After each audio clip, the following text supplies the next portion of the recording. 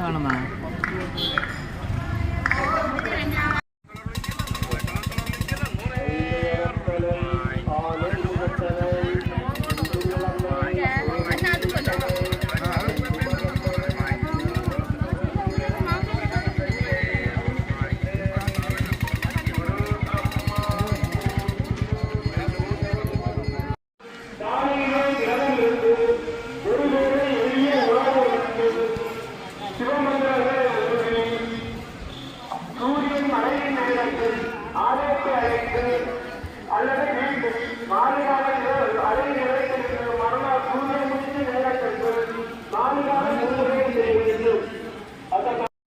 தூண்டவரம் சுற்றுமுற்றும் பார்க்கிறான், யாரையும் காண்பதற்கில்லை.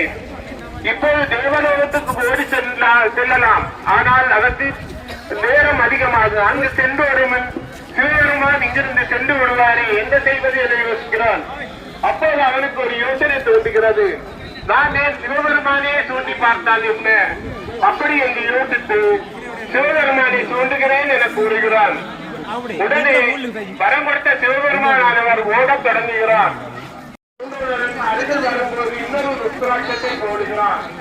அதுவும் சிவலிங்கமாக மாறுகிறது. இவ்வாறு சூண்டுவதன் 12 ஆலயங்கள் உருவாகி அவற்றில் வழங்கிவிட்டு வரும்போது 12வது ஆலயமாக நமது திருநத்தாளம் ஆலயத்தில் வருவதாக கதை கூறுகிறது. திருநத்தாளம் ஆலயத்தில் வந்தவுடனே சிவலிங்கம் நீ இப்படா வெளியில